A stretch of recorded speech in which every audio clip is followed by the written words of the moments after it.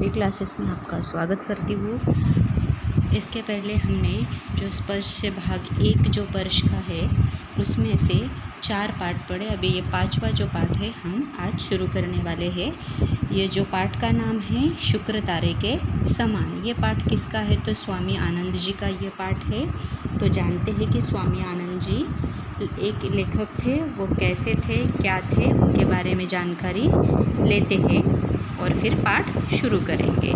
स्वामी आनंद जी जो है उनका जो कार्यकाल यानी जीवन काल कैसा कितना था तो 1887 से 1976 तक का उनका जीवन काल रहा। सन्यासी स्वामी आनंद का जन्म गुजरात के काठियावाड़ जिले के किमड़ी गांव में सन 1887 में हुआ। इनका मूल नाम हिम्मतलाल था। जब ये 10 साल के थे तभी कुछ साधु इन्हें अपने साथ हिमालय की ओर ले गए और इनका नामकरण किया। स्वामी आनंद 1907 में स्वामी आनंद स्वतंत्रता आंदोलन से जुड़ गए। महाराष्ट्र से कुछ समय तक तरुण हिंद अखबार निकला, फिर बाल गंगाधर तिलक के केसरी अखबार से जुड़ गए। 1917 में गांधी जी के संसर्ग में आने के बाद उन्हीं के निर्देशन में नवजीवन और यंग इंडिया की प्रसार व्यवस्था संभाल ली। इसी बहाने इन्हें गांधी जी और उनके निजी सहयोगी महादेव भाई देसाई और बाद में प्यारेलाल जी को निकट से जानने का अवसर मिला। मूलतः गुजराती भाषा में लिखे गए प्रस्तुत पाठ शुक्र तारे के समान में लेखक ने गांधी जी के निजी सचिव महादेव भाई देसाई की बेजोड़ प्रतिभा और व्यस्ततम दिनचर्या को उकेरा है यानी निकाला है। लेखक अपने इस रेखाचित्र के नायक के व्यक्तित्व और उसकी ऊर्जा, उनकी लगन और प्रतिभा से अभिभूत है। महादेव भाई की सरलता, सज्जनता, निष्ठा, समर्पण, लगन, निर्भिमान को लेखक ने पूरी ईमानदारी से शब्दों में पिरोया है। इनकी लेखनी महादेव के व्यक्तित्व का ऐसा चित्र खींचने में सफल रही कि पाठक को महादेव भाई पर अभिमान हो आता है। लेखक के अनुसार कोई भी महान व्यक्ति महानतम कार्य तभी कर पाता है जब उसके साथ ऐसे सहयोगी जो उसकी तमाम इतर चिंताओं और उलझनों को अपने सिर ले ले। गांधी जी के लिए महादेव भाई और भाई प्यारेलाल जी ऐसी ही शख्सियत थी। अभी इनके बारे में हमने पता किया कि कैसे लेखक थे। इनका जो मूल नाम था क्या था, हिम्मतलाल था और ये कुछ साधु इन्हें अपने साथ हिमालय ले गए थे और इनका नामकरण उन्होंने क्या किया था, स्वामी आनंद किया था। तो उनका जो 1907 में क्या हुआ, स्वामी आनंद स्वतंत्रता आंदोलन से जुड़ गए और उन्होंने कुछ समय तक तरुण हिंद अखबार निकाला। गंगाधर तिलक के केसरी अखबार से भी वो जुड़े हुए थे और 1917 में क्या, गांधी जी के संसर्ग में आने के बाद उन्हें के निर्देशन के नवजीवन यंग इंडिया प्रसार व्यवस्था उन्होंने उनकी संभाल ली। अभी यहाँ पे ये जो प्रस्तुत जो पाठ है शुक्र तारे के समान, यह गुजराती भाषा में मूलतः गुजराती भाषा में लिखा गया था। लेखक ने क्या है, गांधी जी के निजी सचिव महादेव भाई जो देसाई की बेजोड़ प्रतिभा और व्यस्तम दिनचर्या को उन्होंने क्या किया था, बाहर लाया था या उकेरा था हम कह सकते हैं। लेखक का रेखाचित्र के नायक के व्यक्तित्व और उसकी ऊर्जा, उनकी लगन और प्रतिभा से अभिभूत है। उन्होंने ये जो सब किया बहुत लगन के साथ यहाँ पर दिखाया गया है कि लेखक ने बहुत प्रतिभा जो है उनकी लगन के साथ प्रतिभा से उन्होंने क्या है, इसको अभिभूत किया है। महादेव भाई की सरलता और सज्जनता, निष्ठा, समर्पण, लगन और निर्भिमान को लेखक ने पूरी ईमानदारी से यहाँ क्या किया है, पाठ में ईमानदारी से शब्दों को जो है प्रस्तुत किया है, पिरोया है हम कह सकते हैं। तो पाठक को महादेव भाई पर क्या हो जाता है कि अभिमान हो जाता है। लेखक के अनुसार कोई भी महान व्यक्ति महानतम कार्य तभी कर पाता है जब उसके साथ सहयोगी हो, यानी कोई साथी हो काम करने के लिए, तो उसे क्या है कि अपने साथी की वजह से काम करने में आसानी हो जाती है या आसानी मिल जाती है। गांधी जी के लिए महादेव भाई और भाई प्यारेलाल जी क्या थे, एक ऐसी ही शख्सियत थे। चलो पाठ पढ़ते हैं अभी। शुक्र तारे के समान, आकाश के तारों में शुक्र की कोई जोड़ नहीं। शुक्र चंद्र का साथी माना गया है। उसकी आभा प्रभा का वर्णन करने में संसार के कवि थके नहीं। फिर भी फिर भी नक्षत्र मंडल में कलगी रूप इस तेजस्वी तारे को दुनिया या तो ऐन शाम के समय बड़े सवेरे घंटे 2 घंटे से अधिक देख नहीं पाती। इसी तरह भाई महादेव जी आधुनिक भारत की स्वतंत्रता के उषा काल में अपनी वैसी ही आभा से हमारे आकाश को जगमगाकर देश और दुनिया को मुग्ध करके शुक्र तारे की तरह ही अचानक अस्त हो गए। सेवा धर्म का पालन करने के लिए इस धरती पर जन्मे स्वर्गीय महादेव देसाई गांधी जी के मंत्री थे। मित्रों के बीच विनोद में अपने को गांधी जी का हमाल करने में और कभी कभी अपना परिचय उनके पीर बावर्ची बिश्ती खर के रूप में दे देने में गौरव का अनुभव किया करते थे। गांधी जी के लिए वे पुत्र से भी अधिक थे। जब 1917 में वे गांधी जी के पास पहुंचे थे, तभी गांधी जी ने उनको तत्काल पहचान लिया और उनको अपने उत्तराधिकारी का पद सौंप दिया। सन 1919 में जालियांवाला बाग के हत्याकांड के दिनों में पंजाब जाते हुए गांधी जी को पलवल स्टेशन पर गिरफ्तार किया गया था। गांधी जी ने उसी समय महादेव भाई को अपना वारिस कहा था। सन 1929 में महादेव भाई आसेतु हिमाचल देश के चारों कोनों में समूचे देश के दुलारे बन चुके थे। यहाँ पर क्या बताया गया है कि जो आकाश के जो तारों में शुक्र की कोई जोड़ नहीं है, यानी जो तारों में है जो शुक्र तारा जो है वह सबसे अच्छा है। शुक्र चंद्र का साथी माना जाता है। शुक्र को क्या माना जाता है? चंद्र का साथी माना जाता है। उसकी आभा प्रभा का वर्णन करने में संसार के कवि जो है थक नहीं जाते, यानी उसकी जो तेज और चमक है, आभा प्रभा यानी क्या? उसकी तेज और जो चमक है उसका वर्णन जो है, उसका बखान जो है करने में जो कवि है अपने कविताओं में उसका क्या है उल्लेख करते, वो थकते नहीं हैं। फिर भी नक्षत्र मंडल में कलगी रूप इस तेजस्वी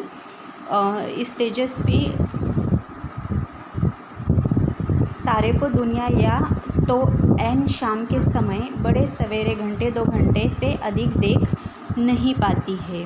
यहाँ पे क्या बताया गया है कि नक्षत्र मंडल का यानी क्या?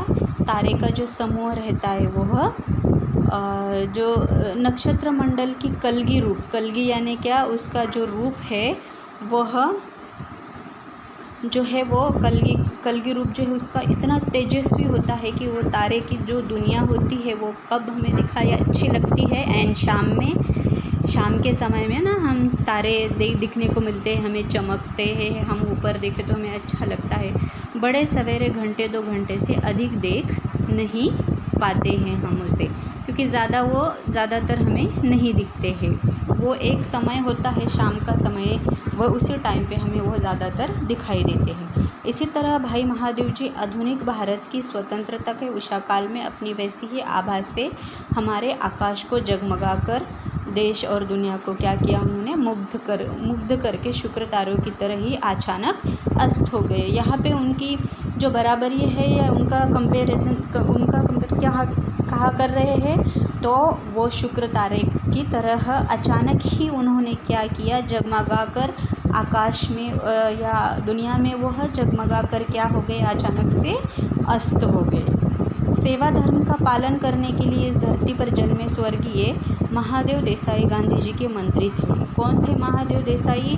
तो गांधी जी के क्या थे? वह मंत्री थे।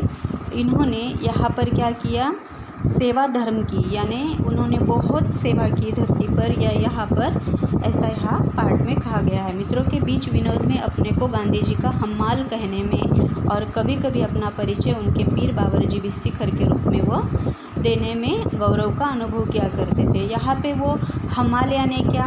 हम्माल यानी बोझ उठाने वाला कुली जो होता है ना, हम स्टेशन पे वो देखते हैं, उसे क्या कहते हैं? कुली भी कहते हैं उसे।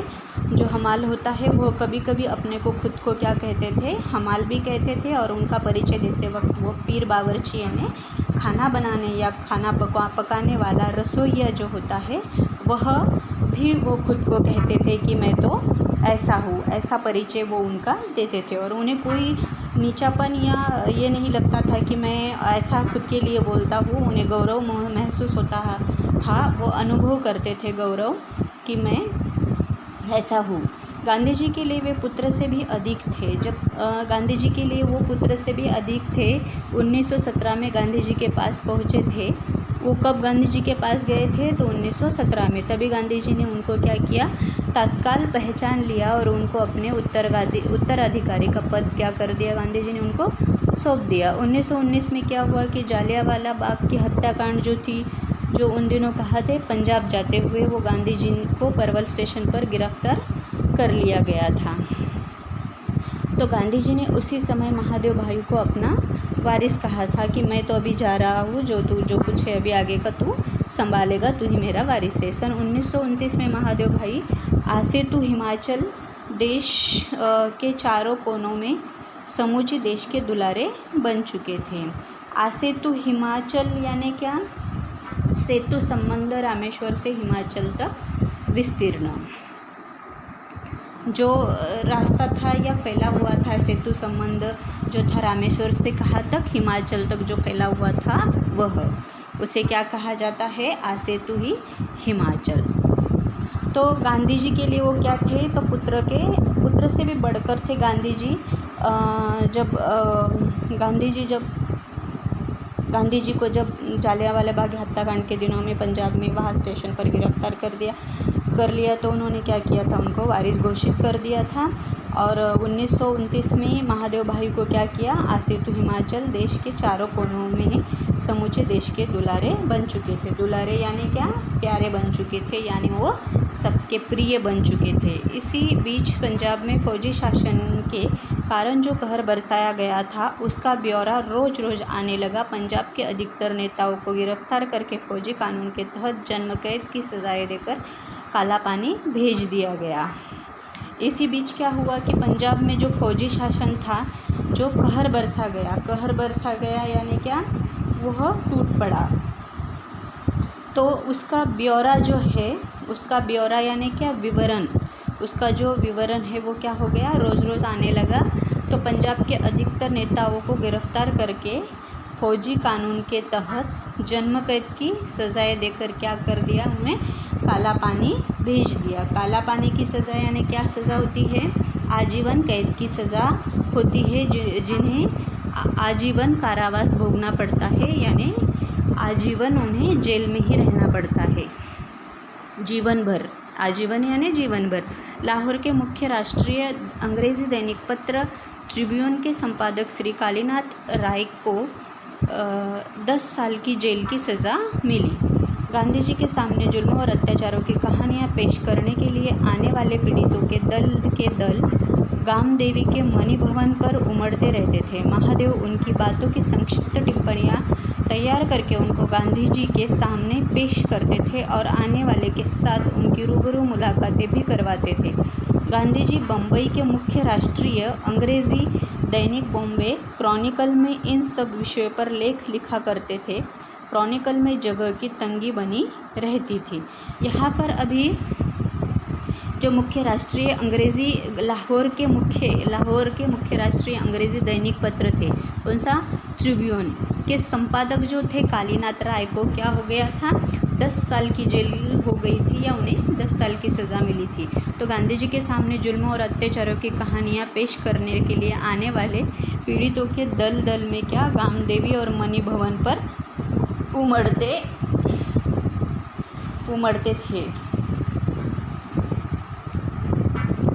तो महादेव उनकी बातों की संक्षिप्त टिप्पणियाँ तैयार करके उनको गांधी जी के सामने क्या करते थे? पेश करते थे या रखते थे। संक्षिप्त यानी क्या? आपको तो पता है, संक्षिप्त यानी छोटा करके, यानी शॉर्ट में उनको उनके सामने उसको क्या रखते थे। आने वालों के साथ उनकी रूबरू मुलाकातें भी करवाते। रूबरू यानी क्या? आमने सामने, जैसे कि उनके सामने बिठा के उनसे मुलाकात करते थे। गांधी जी बम्बई यानी क्या? मुंबई, जो आज मुंबई कहा जाता है उसे यहाँ पे बम्बई बताया गया है या लिखा गया है। गांधी जी बम्बई के मुख्य राष्ट्रीय अंग्रेजी जो दैनिक थे वो बॉम्बे क्रॉनिकल में इन सब विषयों पर लेख लिखा करते थे। क्रॉनिकल में जगह की तंगी बनी रहती थी। जगह यानी वैसे भी मुंबई में कम ही जगह है हर जगह, पर वहाँ पे जो क्रॉनिकल जगह रहती थी वहाँ पे क्या? बहुत ही जगह कम रहती थी, यानी तंग यानी क्या? बहुत ही कम रहना।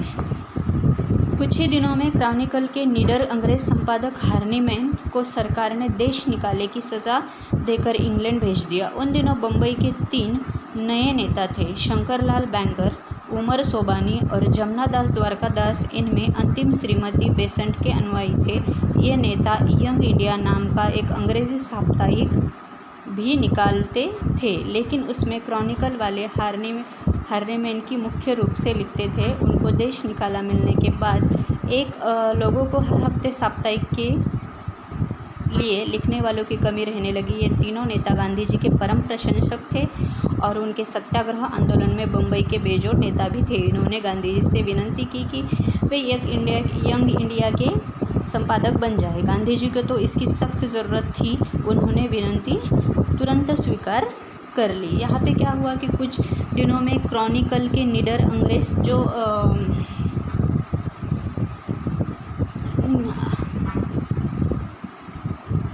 जो क्रॉनिकल के निडर अंग्रेज संपादक हार्नीमैन को सरकार ने क्या किया, देश से निकाला और उन्हें क्या किया, सज़ा दी। सज़ा देने के बाद उन्हें कहाँ भेजा गया, तो इंग्लैंड भेजा गया। और बम्बई में जो 3 नए नेता थे, शंकरलाल बैंकर, उमर सोबानी और जमनादास द्वारकादास, इनमें क्या हो गया, अंतिम श्रीमती बेसेंट के अनुयायी थे।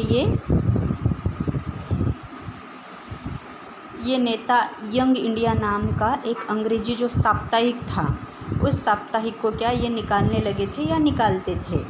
साप्ताहिक पता है ना, साप्ताहिक जो 7 दिन में एक बार आता है उसे क्या कहते हैं, साप्ताहिक। लेकिन उसमें क्रॉनिकल वाले जो हार्नीमैन की मुख्य रूप से लिखते थे, उनको देश निकाला मिलने के बाद इन लोगों को हर हफ्ते साप्ताहिक के लिए लिखने वालों की कमी रहने लगी। ये तीनों नेता जो है गांधी जी के क्या थे, परम प्रशंसक थे, यानी गांधी जी की वो हमेशा प्रशंसा करते थे, यानी वो गांधी जी को मानते थे।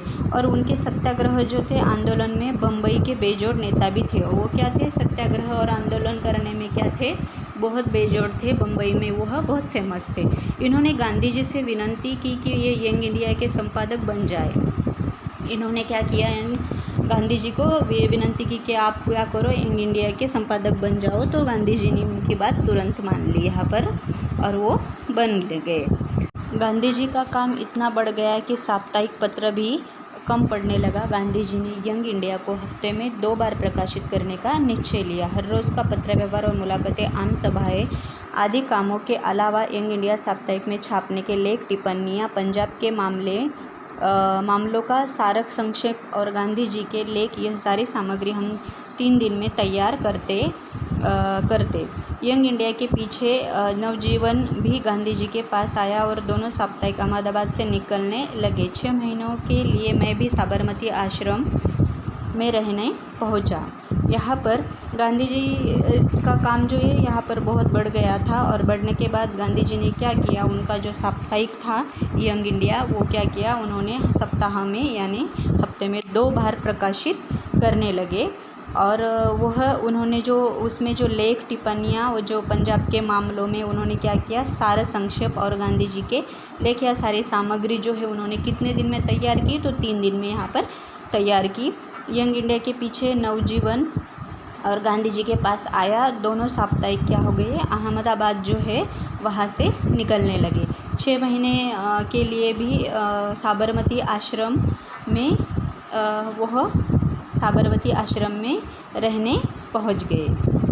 शुरू में ग्राहकों के हिसाब किताब की और साप्ताहिकों को डाक में डलवाने की व्यवस्था में जिम्मे रही, लेकिन कुछ ही दिनों के बाद संपादन सहित दोनों साप्ताहिकों की और छापाखाने की सारी व्यवस्था मेरे जिम्मे आ गई।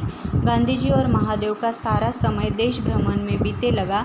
यह जहाँ भी होते थे वहाँ से कामों और कार्यक्रमों की भारी भीड़ के बीच भी समय निकालकर लेख लिखते और भेजते। सब प्रांतों के उग्र और उदार देशभक्त क्रांतिकारी और देश विदेश के धुरंधर लोग, संवाददाता आदि गांधी जी को पत्र लिखते और गांधी जी यंग इंडिया के कॉलमों में उनकी चर्चा किया करते। महादेव गांधी जी की यात्राओं के और प्रतिदिन की उनकी गतिविधियों के साप्ताहिक विवरण भेजा करते थे।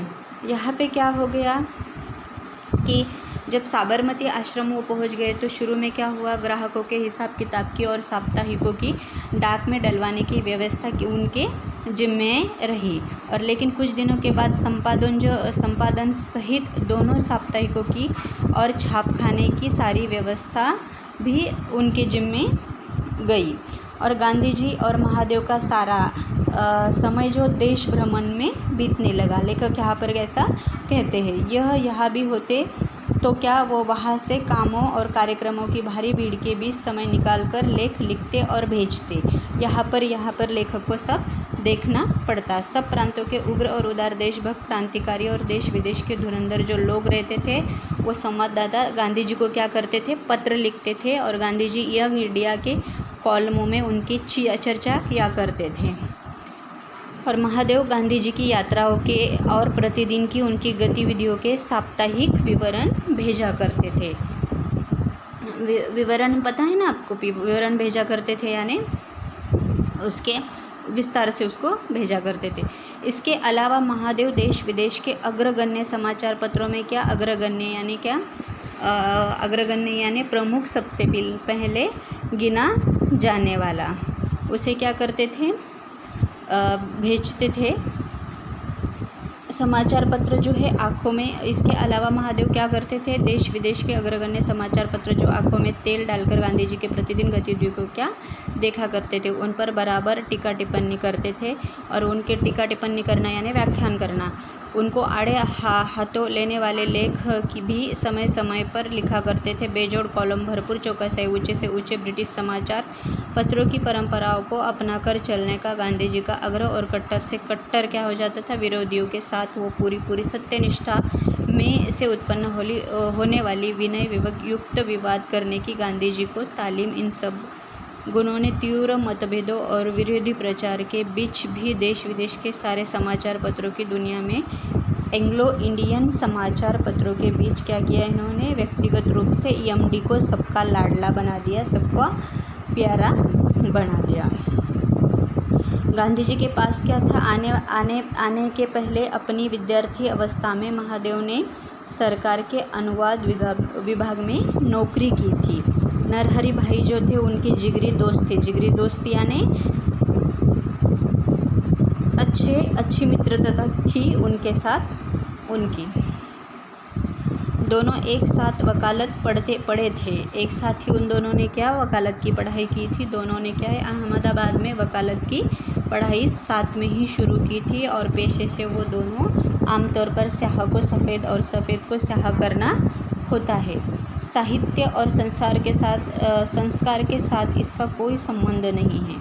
लेकिन इन दोनों ने तो उसी समय से टैगोर, शरतचंद्र आदि के साहित्य को उलटना पुलटना शुरू कर दिया था। चित्रागंधा कच देवयानी की कथा पर टैगोर द्वारा रचित विदाई का अभिशाप शीर्षक नाटिका, शरद बाबू की कहानियाँ आदि अनुवाद उस समय की उनकी साहित्यिक गतिविधियों की देन है। उन्होंने क्या किया, यह सब इस पर काम किया। जैसे कि उनकी जो है, उन्होंने उलट पुलट, इसको शुरू में उलट पुलट कर दिया। इसके बारे में क्या किया, उन्होंने लिखा।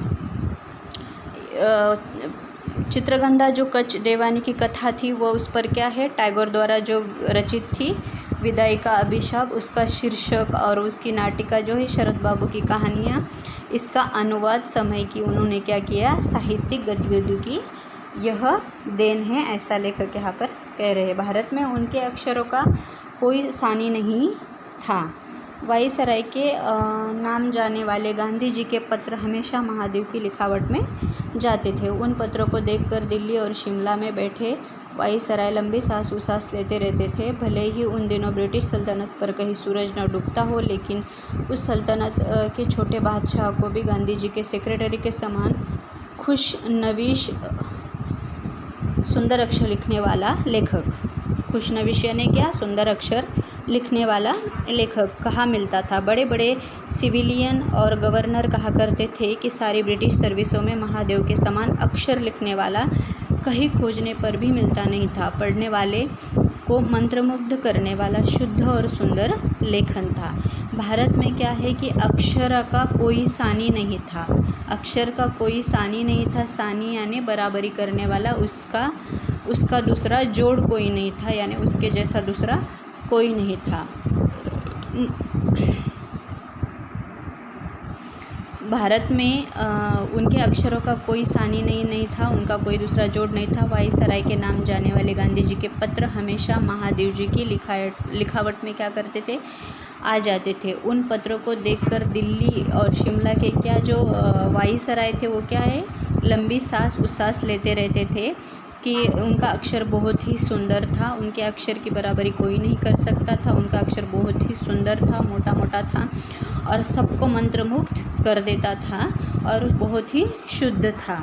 ऐसा यहाँ पर कहा गया है। महादेव के हाथों के लिखे गए लेख और टिप्पणियाँ जो पत्र है, गांधी जी के व्याख्यान, प्रार्थना, प्रवचन, मुलाकातें, वार्तालापों पर लिखी गई टिप्पणियाँ, सब कुछ फुलस्केप के चौथाई आकार वाली मोटी अभ्यास पुस्तकों में लंबी लिखावट के साथ जेट की सी गति से लिखा जाता था। वो शॉर्ट हैंड जानते ही नहीं थे।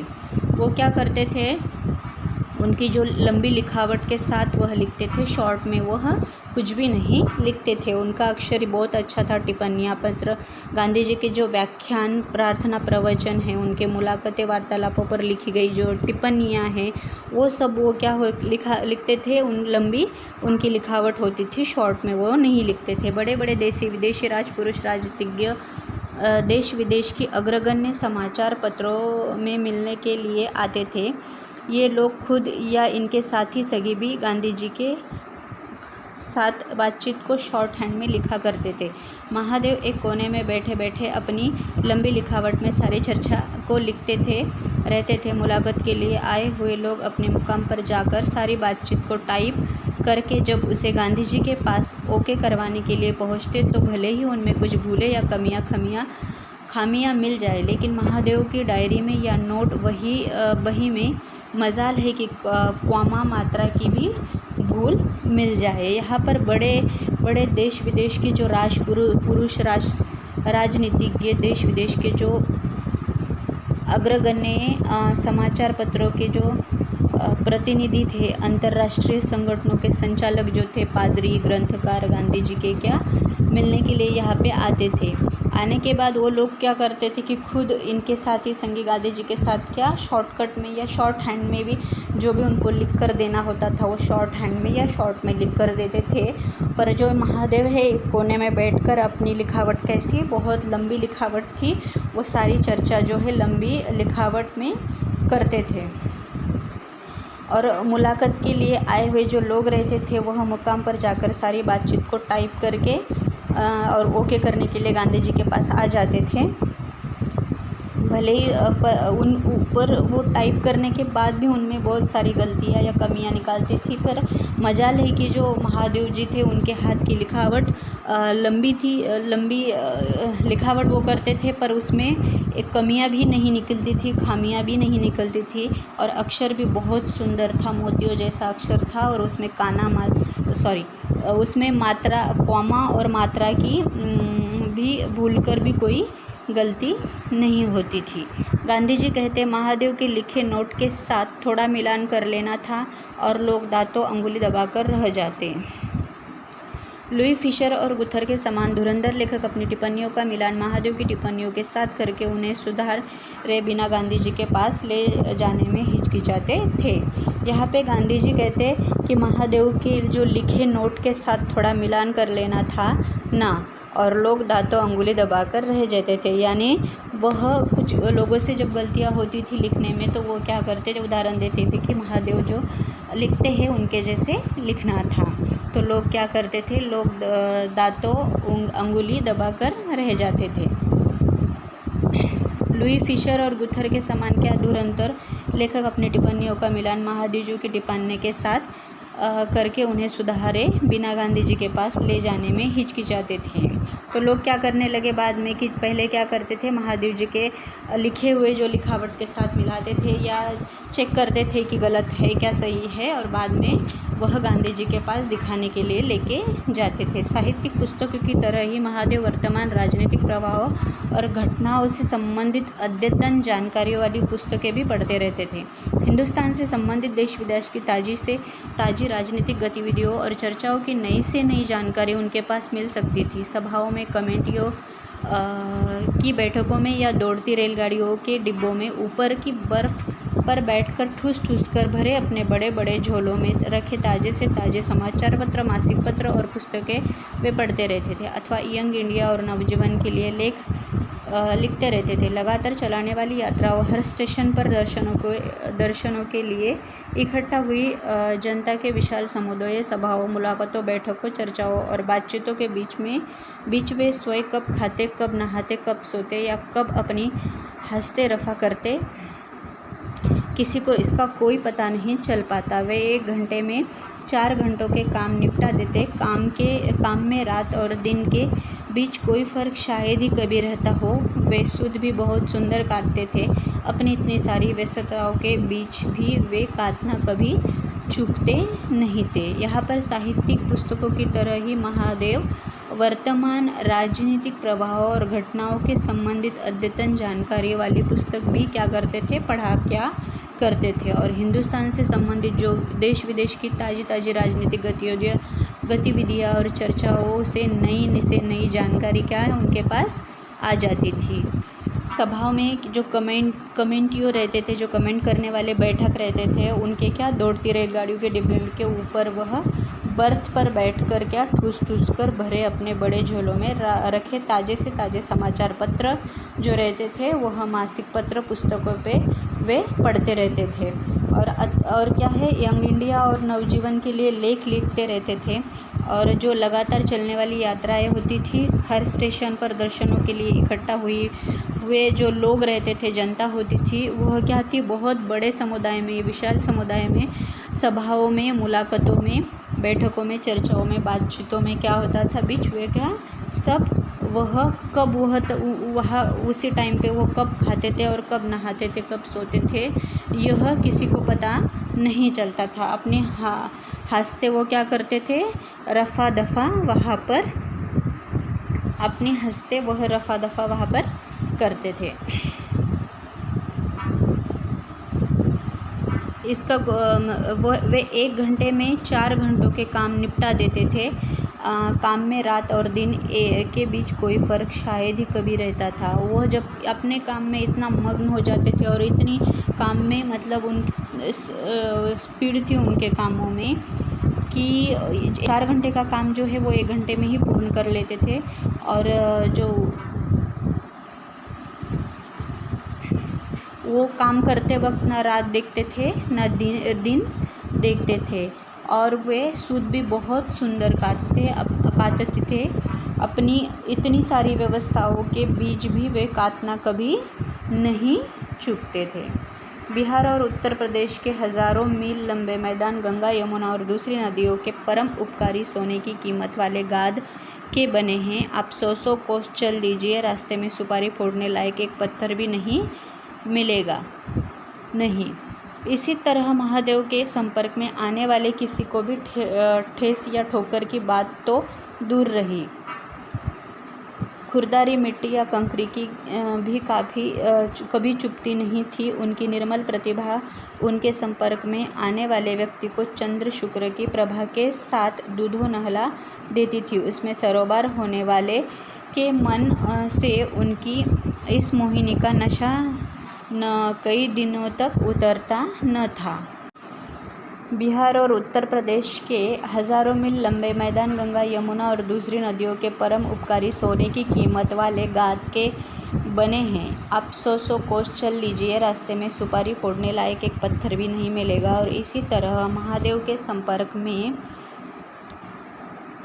आने वाले किसी को भी ठेस या ठोकर की बात दूर रही, खुरदारी मिट्टी या कंकरी भी कभी नहीं चुपती नहीं थी। उनकी निर्मल प्रतिभा उनके संपर्क में आने वाले व्यक्ति को चंद्र शुक्र की प्रभा के साथ दूधों नहला देती थी। उसमें सराबोर होने वाले के मन से उनकी इस मोहिनी का नशा कई दिन तक उतरता न था। बिहार और उत्तर प्रदेश में क्या हज़ारों मील लंबे मैदान थे जो गंगा, यमुना और दूसरी नदियों को क्या परम उपकारी सोने की कीमत वाले गाद के बने हैं। 100 कोस चल लीजिए, रास्ते में क्या सुपारी फोड़ने लायक यानी पत्थर कंकड़ नहीं, इतना साफ रास्ता था कि वहाँ पे कुछ भी चुभने वाला नहीं था या किसी को भी ठोकर लगे ऐसा कुछ वहाँ पर नहीं था। तो उसमें सारोबार होने वाले मन से उनकी इस मोहिनी का नशा कई कई दिन उतरता नहीं था।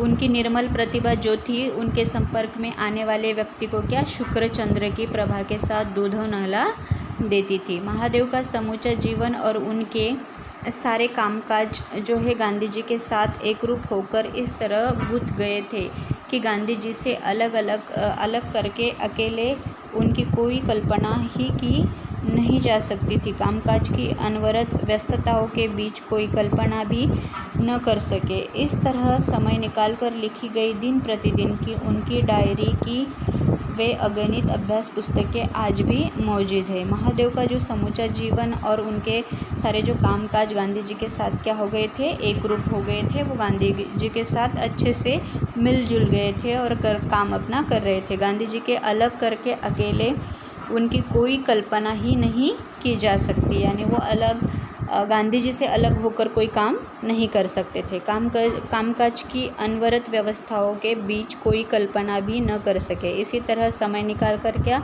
लिखी गई दिन प्रतिदिन उनकी डायरिया जो है, अगणित अभ्यास पुस्तकें जो है आज भी क्या है मौजूद है वहाँ पर। प्रथम श्रेणी की शिष्ट संस्कार संपन्न भाषा और मनोहरी लेखन शैली की ईश्वरीय देन महादेव को मिली थी।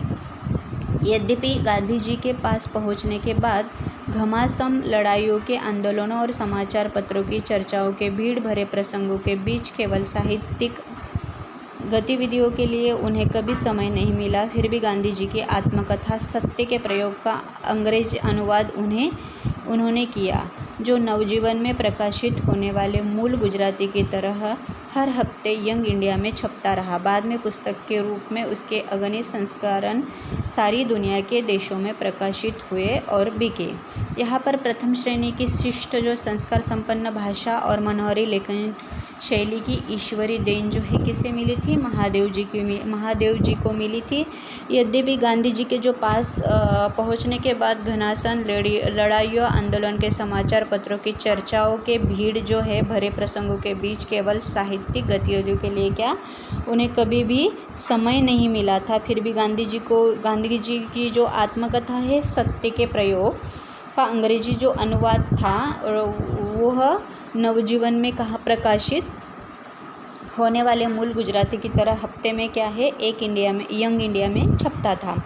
बाद में पुस्तक के रूप में उसके क्या है अगणित संस्करण सारी दुनिया में या सारे देशों में प्रकाशित हो गए। सन 1934-35 में गांधी जी वर्धा के महिला आश्रम में और मगनवाड़ी में रहने के बाद अचानक मगनवाड़ी से चलकर सेगांव की सरहद पर एक पेड़ के नीचे जा बैठे। उसके बाद वहाँ एक दो झोपड़े बने और फिर धीरे धीरे मकान बनकर तैयार हुए। वहीं से वे वर्धा की असह्य गर्मी में रोज़ सुबह पैदल चलकर सेवाग्राम पहुँचते थे। वहाँ दिन भर काम करके शाम को वापस पैदल आते थे। जाते आते पूरे 11 मील चलते थे। रोज़ का यह सिलसिला लंबे समय तक चला। कुल मिलाकर इसका जो प्रतिकूल प्रभाव पड़ा उनकी अकाल मृत्यु के कारणों में वह एक कारण माना जाता है। यहाँ पर जो है प्रथम श्रेणी की शिष्ट संस्कार संपन्न जो भाषा है, ये जो मनोहरी लेखन कौशल्य की ईश्वरीय देन महादेव को मिली थी। यद्यपि गांधी जी के पास पहुँचने के बाद घमासान लड़ाइयों आंदोलनों और समाचार जो पत्रों की चर्चाओं की जो भीड़ भरे प्रसंगों के बीच केवल क्या है साहित्यिक गतिविधियों के लिए उन्हें समय नहीं मिला, फिर भी गांधी जी की आत्मकथा जो थी सत्य की प्रयोग का अंग्रेजी जो अनुवाद था वो क्या है उन्होंने किया था और नवजीवन में प्रकाशित होने वाले मूल गुजराती की तरह उन्होंने यंग इंडिया को छपता था। सन 1934 में 34 से 35 में गांधी जी तो वर्धा के महिला आश्रम में और मगनवाड़ी में रहने के बाद अचानक मगनवाड़ी से चलकर वह सेगांव के सरहद पर एक पेड़ के नीचे जा बैठे थे। उसके बाद क्या हुआ कि एक दो झोपड़े बने वहाँ पर और फिर धीरे धीरे मकान बनकर वहाँ पर तैयार हुए। तब तक महादेव भाई दुर्गा बहन और चिरंजीव नारायण के साथ मगनवाड़ी में रहने लगे। वहीं से वर्धा की असह्य गर्मी, यानी वर्धा में बहुत ज़्यादा गर्मी थी, तो वह क्या करते थे, सुबह सुबह पैदल सेवाग्राम पहुंचते थे, यानी चलकर सेवाग्राम जाते थे। वहाँ दिन भर वो काम करके जब शाम में वापस आते थे तो आते आते उन्हें पूरे 11 मील वह चलते थे तो थक जाते थे। रोज़ रोज़ का यह सिलसिला लंबे समय तक चलना पड़ा, यानी बहुत दिनों तक उनको यह आने जाने का काम वहाँ से सेवाग्राम तक करना पड़ा, तो वो बहुत थक जाते थे। कुल मिलाकर इसका जो प्रतिकूल प्रभाव है उनकी क्या है, अकाल मृत्यु का कारण भी बताया जाता है, या उनके जो शरीर पर पड़ा, उनके स्वास्थ्य पर पड़ा, तो उनका जो मृत्यु का कारण है वह भी यह एक माना जाता है। इस मौत का घाव गांधी जी के दिल में उनके जीते जी बना ही रहा। वे भर्तरी के भजन की यह पंक्ति हमेशा दोहराते रहे। वह क्या करते थे कि एक जो पंक्ति थी जो भर्तरी की भजन की थी वो हमेशा दोहराते रहते थे। और इस मौत का जो घाव गांधी जी के दिल में उनके जीते जी बना रहा।